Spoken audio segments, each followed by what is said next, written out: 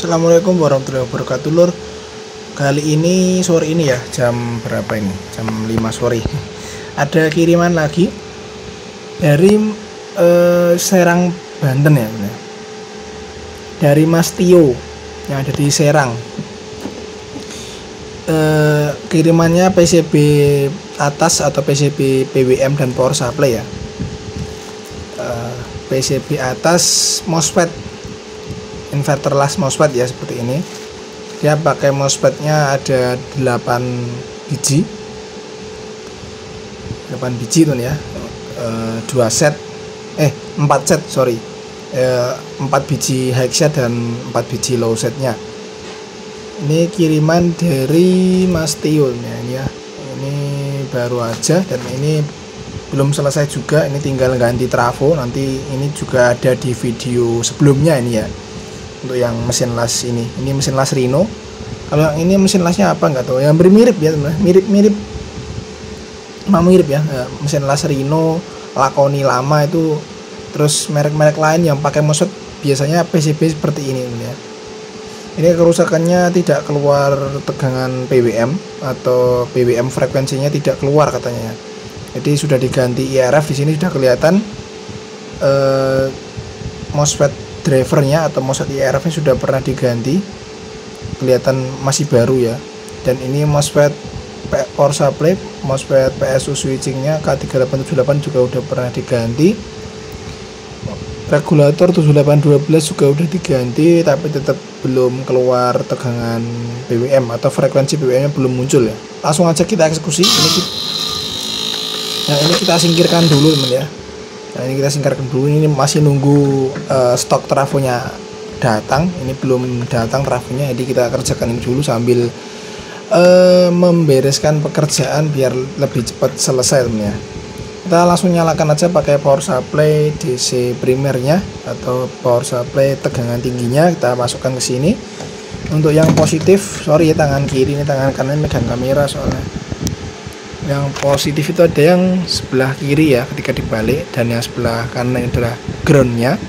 Ground ini nyambung ke source-nya MOSFET melewati resistor 2,2 ohm. 2,2 ohm ya, sebagai R-Fuse gitu. Langsung aja kita eksekusi.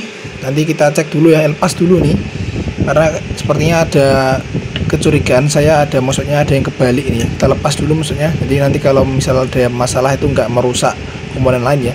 Jadi sini IC PWM menggunakan IC SMD yang versi besar ya. IC SMD yang versi besarnya, versi premiumnya ini ya, K3525 yang versi besar, dan op-amp-nya pakai CA340 yang SMD. Jadi untuk PWM-nya sendiri ini sudah full SMD. Kemungkinan PWM-nya rusak ya, PWM-nya IC-nya rusak, ini kita ganti nanti. Tapi kita lepas dulu untuk MOSFET drivernya, MOSFET IRF Z24N dan IRF 9Z24N ini. Kita cek tegangan gate-nya berapa, apakah tegangannya loss atau enggak. Sudah posisi power on, tegangan sudah masuk, dan ternyata benar tegangannya ngelos ya. Artinya PWM-nya tidak bekerja nih, tegangan gate-nya loss. Itu yang channel 1 yang warna kuning itu loss 20 volt, 24 volt kemana ya. Yang warna biru 0. Yang warna biru yang channel 2 itu yang N channel, yang warna kuning itu yang P channelnya. Jadi P channelnya gate-nya itu loss, N channelnya juga nggak ada tegangannya. Oke ya, jadi sudah dipastikan tegangan gate-nya hilang. Itu disebabkan karena tidak ada supply dari output PWM-nya, output IC PWM-nya. Kemungkinan IC PWM-nya rusak.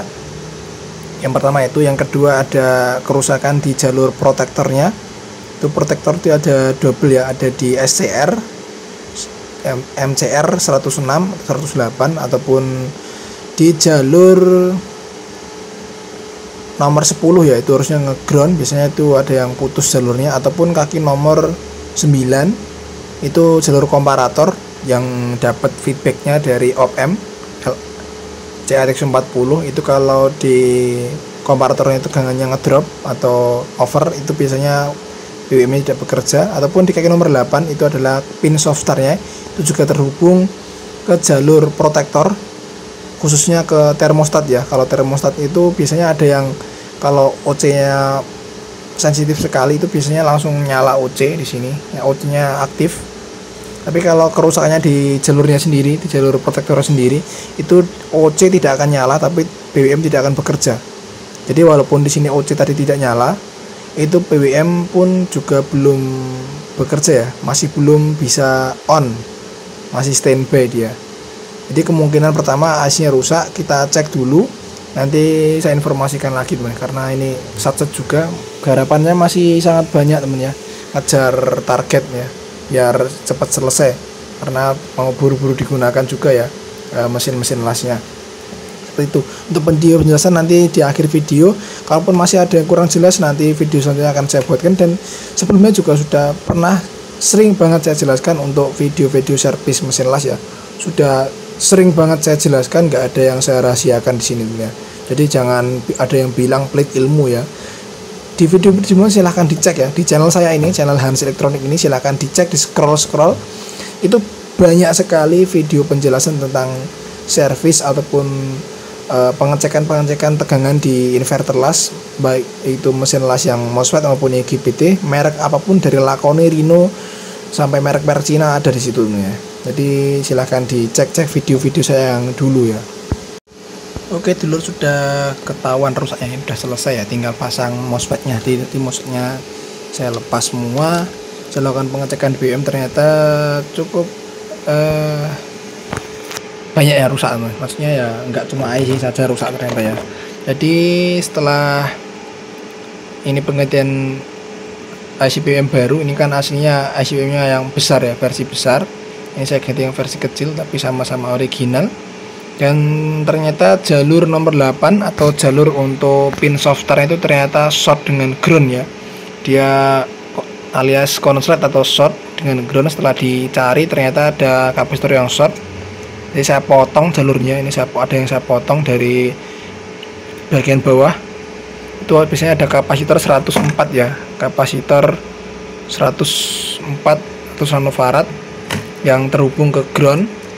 Itu saya ganti dengan kapasitor elko ya, ini 1 mikrofarad terhubung dengan resistor 100 ohm atau 101, ini ke jalur nomor 8 pin soft start-nya.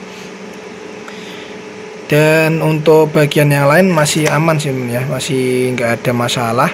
Jadi ganti PWM dan solder ulang aja bagian PWM sebelah sini. Saya solder ulang ini, mohon maaf penjelasannya agak kurang jelas karena garapannya masih banyak dan ini kondisi saya masih kurang fit teman ya. Langsung aja kita tes nyalakan, dan ini probe oscilloscope yang ground udah tak pasang di ground. Probe oscilloscope-nya yang ground ini udah saya pasangkan di kaki tengahnya 7812. Kita sekaligus ngecek ya untuk pin nomor 8 dan pin nomor 10.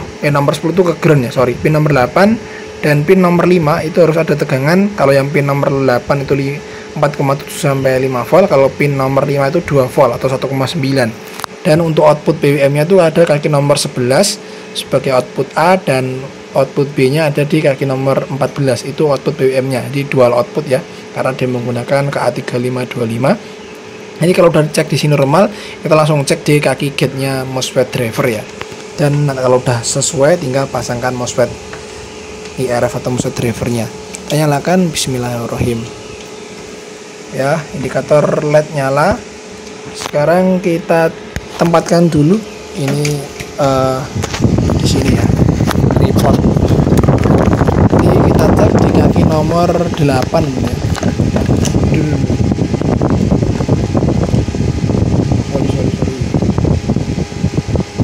Kita cek kaki nomor 8 ya, pakai oscilloscope. Ini baterainya habis semua loh ya. Sini kelihatan ya.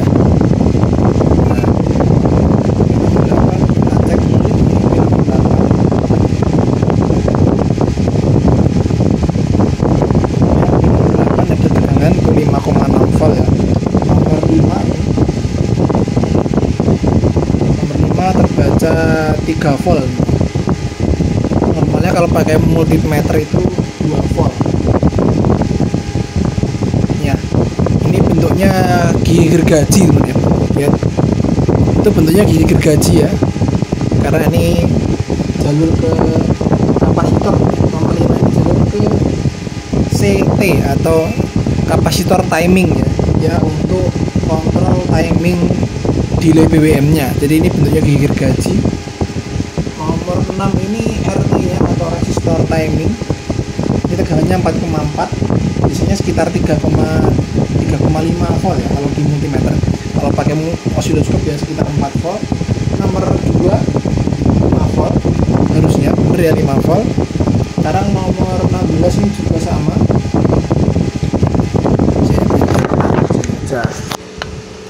Nomor 16 ini terhubung ke nomor 2 ya, 5 volt sama harusnya.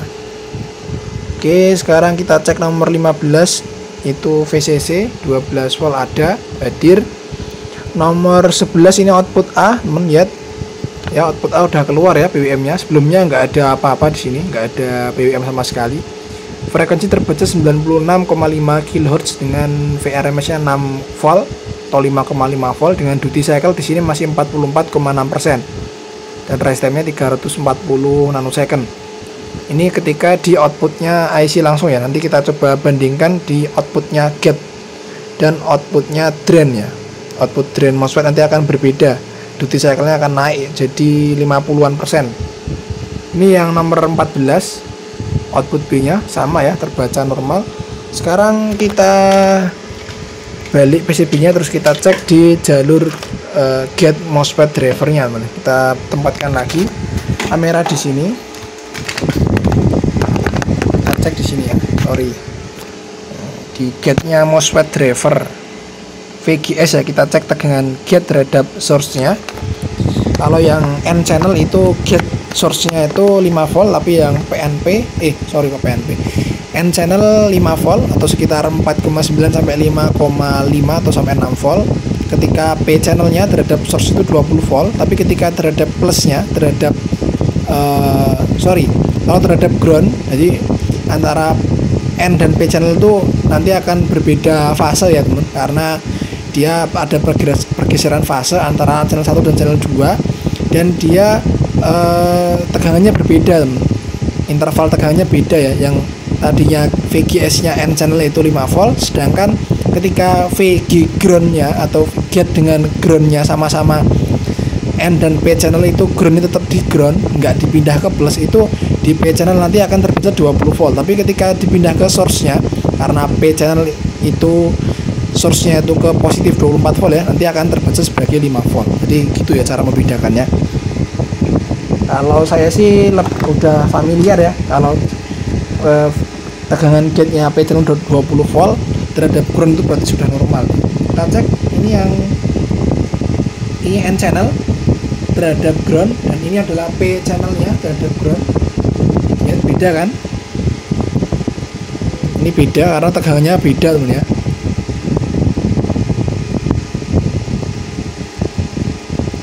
Oh sorry, ini P channel, ini P channel, sorry, ini P channel yang warna biru itu P channel ya, 20 volt bukan.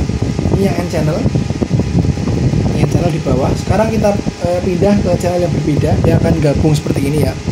Dia akan bentuk dead time-nya, itu rest time-nya terbaca 340 nanosecond, masih stabil, dan frekuensi juga masih stabil di 96 kHz dengan duty cycle 44% ya. Ini kalau di gate-nya masih 44%, jadi sama dengan output IC karena dia hanya dimasukkan di rangkaian totempol transistor saja. Tapi nanti kalau sudah masuk ke driver MOSFET itu